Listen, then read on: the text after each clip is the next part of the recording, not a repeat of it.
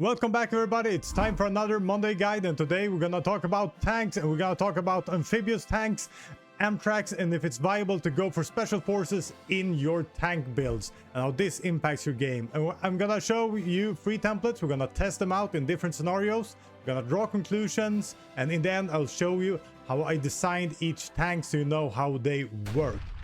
But if we start looking, we have 3 tanks here. We have tanks with mechanized heavy tank. This is a standard division. We have heavy tanks Amtracks, giving you some special forces, and we have amphibious tanks Amtracks. And the one with the worst attack stats here is the one with amphibious tanks and Amtracks. So we have more attack, both soft attack and heavy attack, the less amphibious forces we have. But this will change in the game. And first off, we're gonna attack some planes. We have all our tanks here. We can go straight in and see how the battle commences. 100% straight away. We have the amphibious tank here with 1400 in attack. The mech version a little bit lower, and we have the Amtrak version coming out strongest here. These are heavy hitting tanks. But you see breakthrough here, both breakthrough in the mech version and Amtrak version is considerably higher than it is for the amphibious version. And what we can see here is that the base value here is 700 with 300 modifier.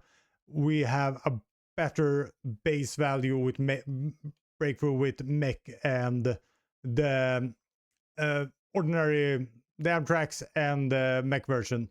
So breakthrough much stronger. But attack is favoring these ones. They don't like the terrains, our amphibious tanks. That's why they get a little bit less of breakthrough and attack. Otherwise, pretty decent, pretty equal, but this is the most expensive one. So yes, attacking planes, I would say I'll hand it to the ordinary mech version, or perhaps the Amtracks, gaining that extra almost 250, 300 in attack, which is kind of nice. But after fighting in plains, it's usual to find a river somewhere, and when you attack over a river, things start to change up. We see the heavy amphibious version with amphibious tanks and amphibious Amtracks. We don't have any problems at all here. We're losing 5% because of the terrain, but we're having 370 in modifier, and we have more than double the attack compared to the mech version.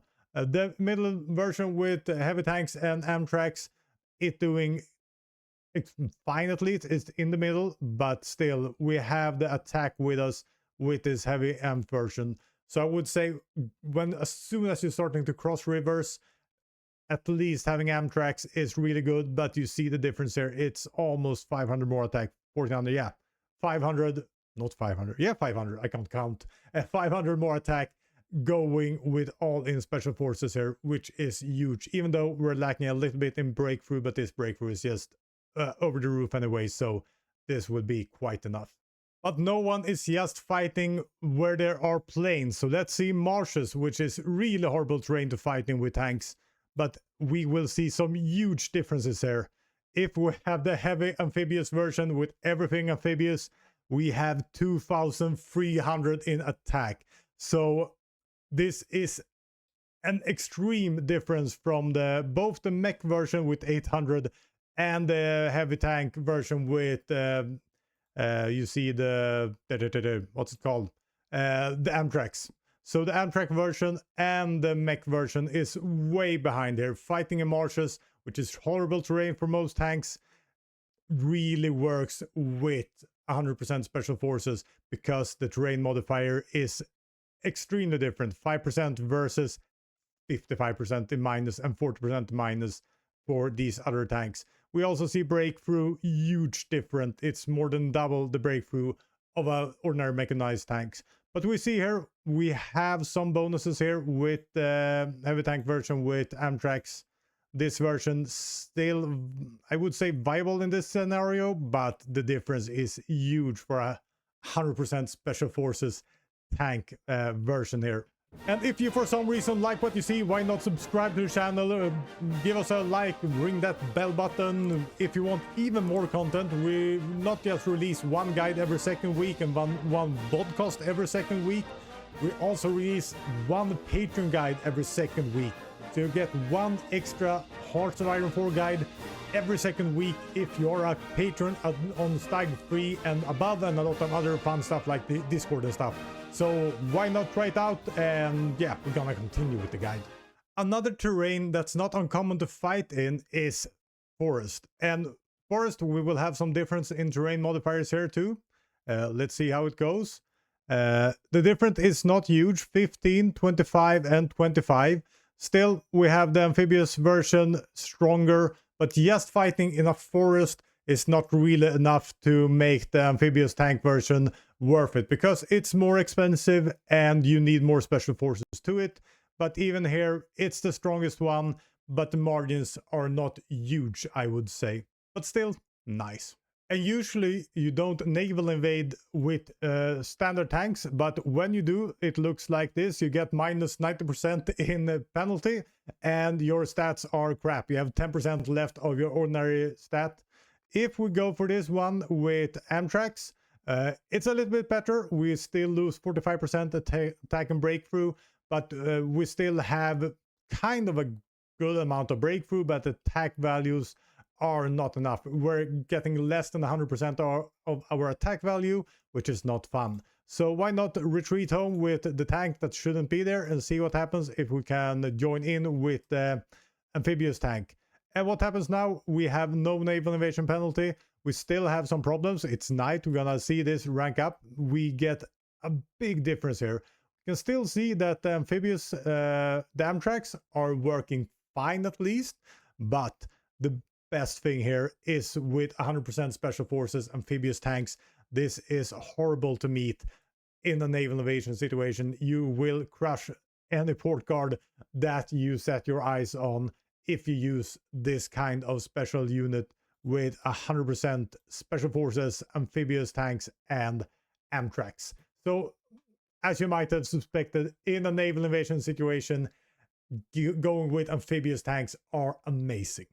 And perhaps the worst terrain for any tank is trying to fight against mountains. Let's see, just for fun, what happens if we attack the mountains here. We see that we have one tank once again coming out as a clear winner here. And the thing is, I'm also crossing a river with this tank, so I can attack from more places.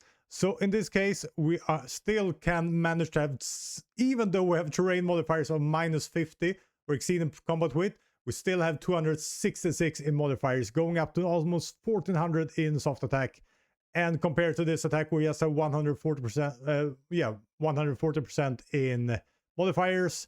So the modifiers here are really, really good. Going over a river makes this even more effective, not less effective, which is just hilarious. Really, really fun. And as you see, we can break mountains with this. The problem is here that we take attrition like damn, but still. It's a fun thing, and you can attack mountains if you have the modifiers with you, and having modifiers like 260%, you see this is just rolling quickly, and we didn't lose that much in that fight. But before we draw two big conclusions, we're gonna look at the cost difference here. It's one thing. If we have both amphibious tanks and Amtracks, we end up at 19,300 almost. With just Amtracks heavy tanks, we are at 15,600, and the cheapest one, but with no huge margin, is with mechanized infantry at 15,100. So these two are almost equal in cost, I would say. The big difference starts when you go all in with amphibious tanks, but also gives you a lot of bonuses. And the big thing here is that this is 100% special forces, 100% special forces unit. This is 50% and this is 0%. And this is something that makes our modifiers work with us. So for that tank, we can both use these motorized because it's motorized, but we can use tank division attack and special forces. So this gives you 100% of this modifier for our 100% special forces unit. So with these kind of modifiers for special forces, we really rank up the modifiers, which is hugely important if you've seen my modifier guide. Where do we have it? This one. Special force attacks plus 10%. This is one of the big things. We're gonna lower the speed again.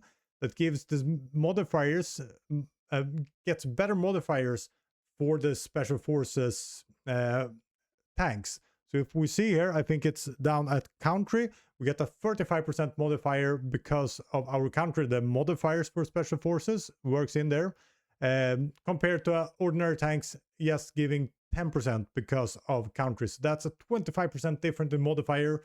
If you know how modifiers works, that is huge. It's not just worth 25%. This will increase your modifier much more because how the calculation works. So that's a big thing. But we also have to take in consideration how much special forces, the special forces cap of our country. So we can't push out indefinitely an indefinite amount of these units because we don't have the special forces cap needed. So we can have twice as much of this unit than we can have of this unit. And that we're going to take with us into the conclusions. And I also want to mention that since amphibious tanks count as Marines, and the supply grace for Marines also counts on the amphibious tanks. So amphibious tanks will have more stored supply than you will have with Amtracks or mechanized. So that's also a perk. So what are my conclusions then? I would say that tanks is the thing that wins you the game. Having better tanks than your opponent is a huge bonus in this game. And having the ability to actually attack not just almost any terrain like marshes and even mountains, but also being able to cross rivers wherever and whenever you want to, gives you a freedom of movement in the battlefield that takes away micro concentration, where you don't really have to think about where the rivers are. You can just cross them, attack them, and circle them wherever you can with these kind of special forces tanks. I would say that having Amtracks at least is a no-brainer. You have special forces caps that you can use that cap to at least push in Amtracks in your battalions, because they are way better in almost every terrain type, or in every terrain type that ordinary tanks are, and you use your special forces cap for something that actually has a big impact in game.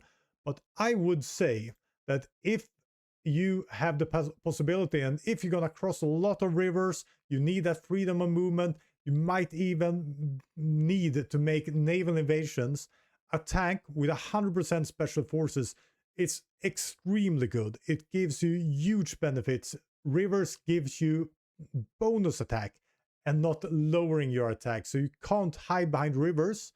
Your enemy can't hide behind rivers if you use this. The big downside of going all in for one unit is that you can have half of these units than you can the units with just Amtracks. The cost difference to me is 100% worth it. That's a no-brainer. The big problem is how many can you afford? If you can have 10 of these versus 5 of these, I would say that this one is in most cases better. But I will say I really love this one. If you're gonna do both land warfare and naval invasions, where you know you will have a hard time actually breaking the ports, having these instead of just this ordinary one, I would say that's when I'm gonna start considering using this tank instead. If you're gonna go for naval invasions, this breaks every port guard you will find almost. If they're not gonna guard their ports with tanks every single port, and no one can afford that. So I would say if you're gonna go for naval invasions, you're playing like Great Britain, I would say this is the design you want.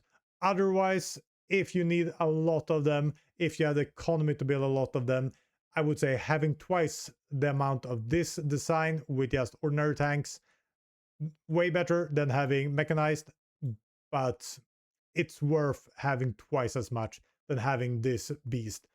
But this is a beast. And for the designs of the tanks, I'm gonna do a shout out to Segel, who showed this on a YouTube video. I don't play vanilla that much in multiplayer, so the tank designs, the latest meta tank designs, I know they're fine as but not vanilla as much. So he made a good thing on his channel, and I found his heavy tanks there, and I really loved the design of them. So it's a 3-man turret. We have the main armament is an improved medium cannon. We have some small cannons here, and we use the latest radio that we can afford. Inter-leveled road wheels. I never really said this out loud before. Just welded armor, and we have some gasoline engine, and we have a tank with good soft attack and hard attack and a great amount of hardness. For the amphibious one, I just switch out one small cannon for an amphibious drive. It costs a little bit more, but a really, really good tank, and we're losing a little bit of that breakthrough, hard attack, and so forth. And a flame tank, as always, to gain that all these modifiers that you gain from flame tanks. It's as the other one, a 3-man turret. We have advanced flamethrowers, small cannons, and we have some fuel drums I put in there because I love having some extra fuel and improved radio. And the same thing down here, use the riveted armor for this because it's a support company, and that is the flame tank used in this in these templates. And that's it. I hope you enjoyed this guide as much as I did bringing it to you. It's really, really fun making these testings, what actually works in game. And this really, I love special forces and tanks combined. That's just enormously fun. And stacking modifiers, that's even more fun. So with that said, I think I'll see you guys next time.